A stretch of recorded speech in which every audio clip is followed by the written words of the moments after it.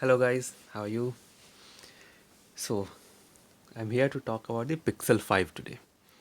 So, I just received this phone. As you know, I am based in UK. So, I just thought of sharing my quick impressions with you about this new Pixel 5 5G phone. Now, as you can see, I already have the Pixel 4. So, yeah, this is a great device, Pixel 4. But of course, the battery life is a bit on the lower side.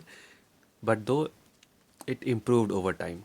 So basically, yesterday, in fact, I got around 3 hours screen on time in around like 6 hours of usage, and it was still like showing around 50% battery left. So the battery life definitely improved.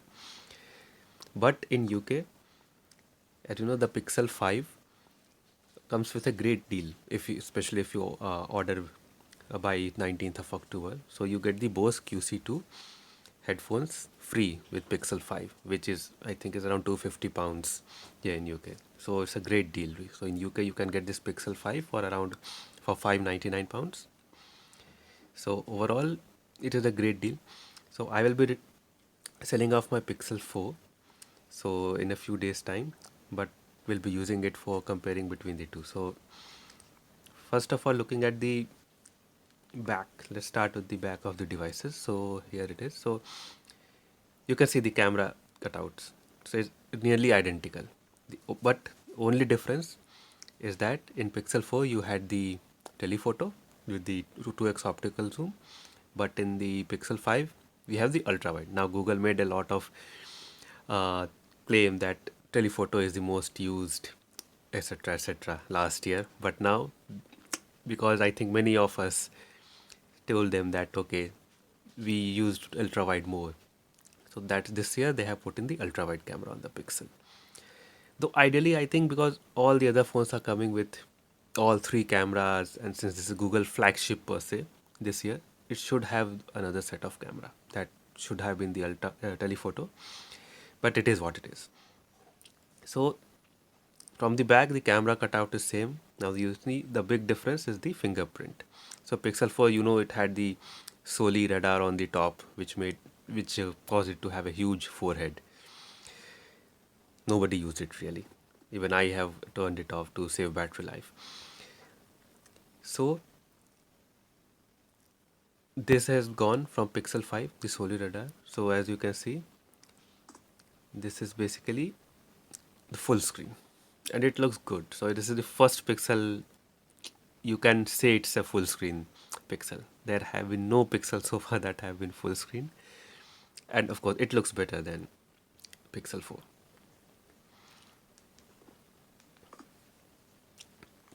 The metal used in these two phones.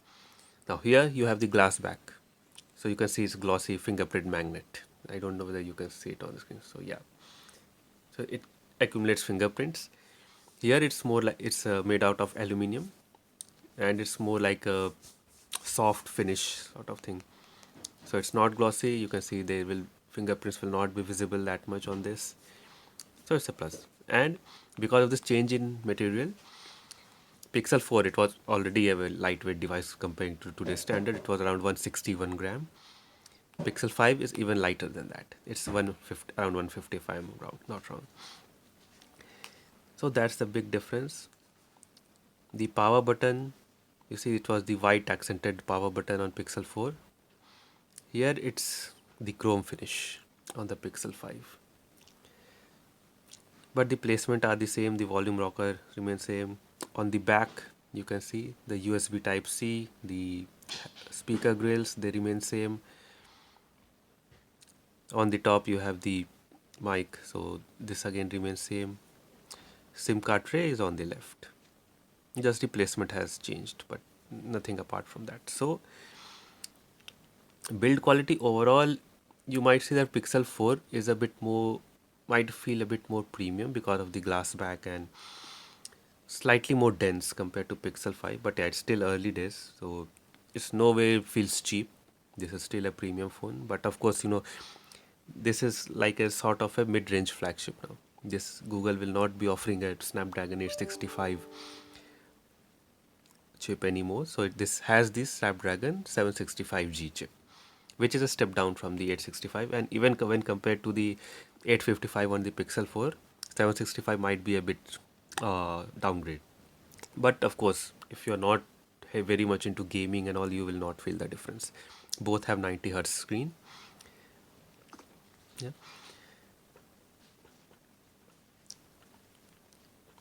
So yeah. So other than that, the Pixels, it's the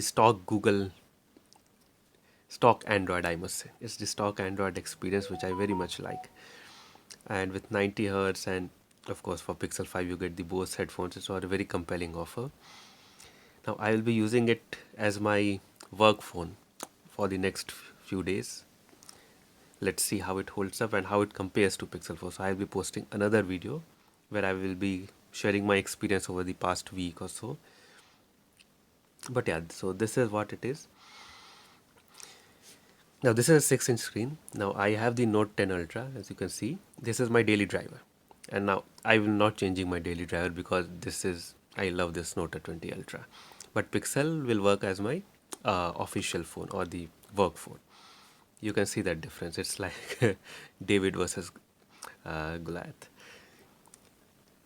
It is, you can see the size. So less width for Pixel, and of course much smaller in height. And of course this is like more than 200 gram, the Note 20 Ultra, and this is around only 150. So big difference in weight also. Now screen, of course, it won't compare to. I'm not even going to compare the screen with Note 20 Ultra. Let me increase the brightness pixels. So yeah.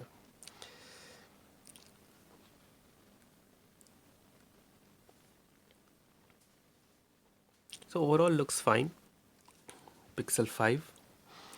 And let's see, I have been hearing great reviews about the battery, so I will be testing the battery also on my daily usage. So let's see how it holds up. So overall, do I think it is worth upgrading?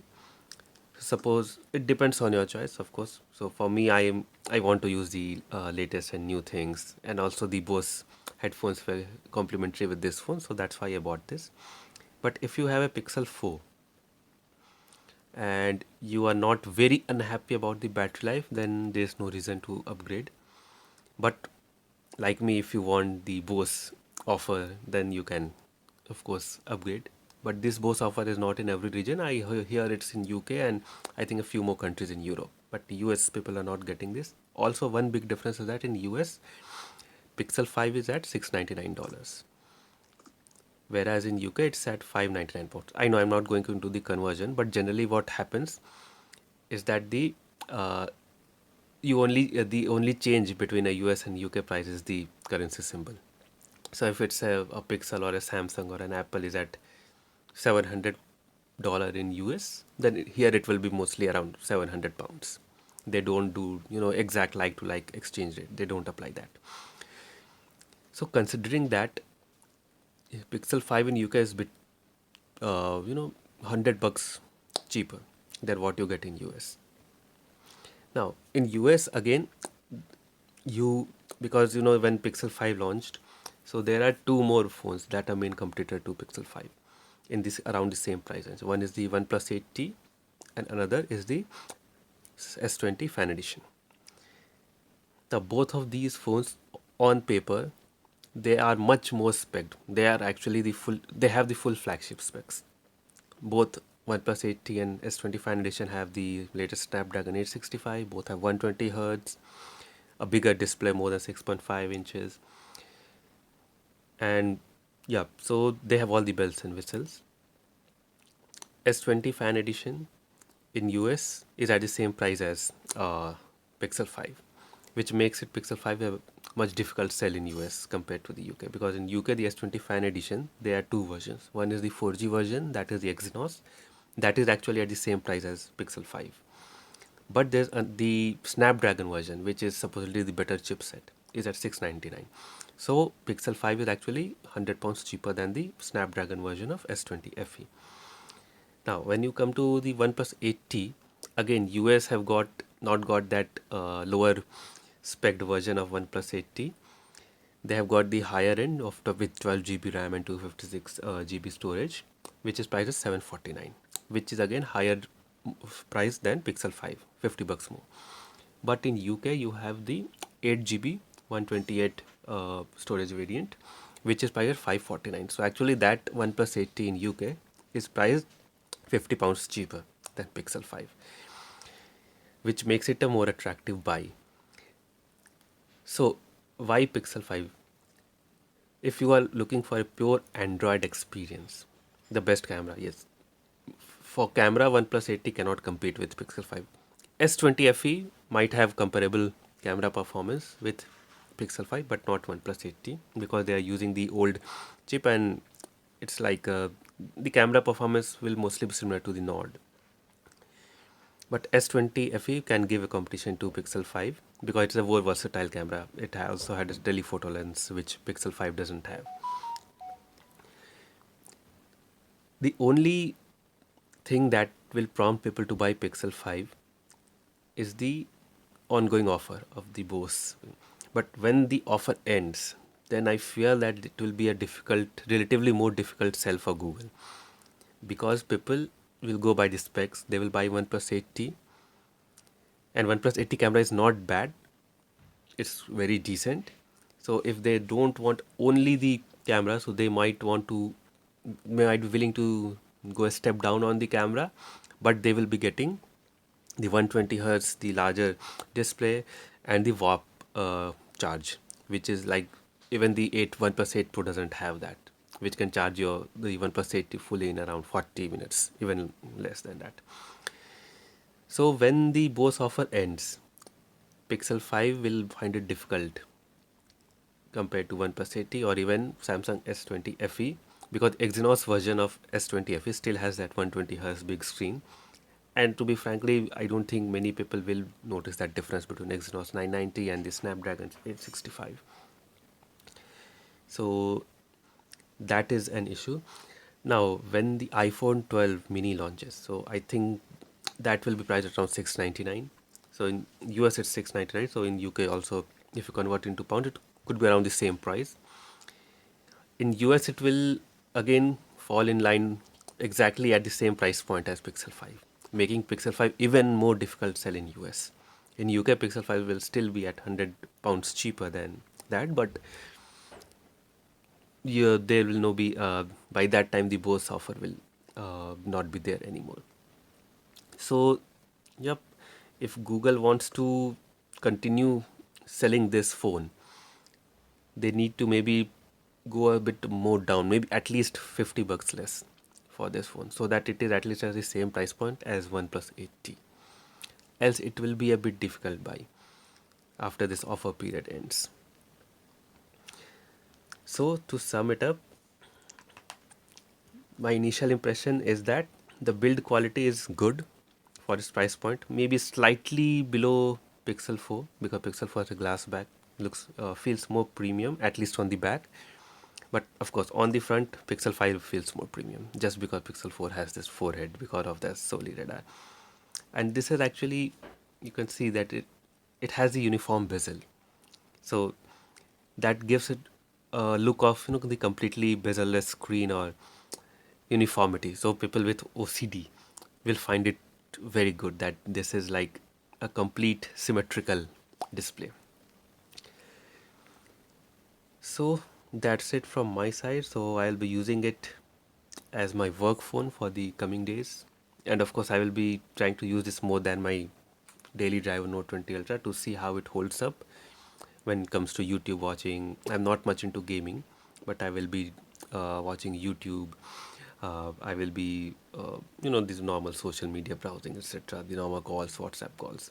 So let's see how it holds up. Okay, guys, so that was my initial impression. So let me know if you want me to cover anything in specific in my future videos, then I will definitely do that. So cheers and have a nice Sunday.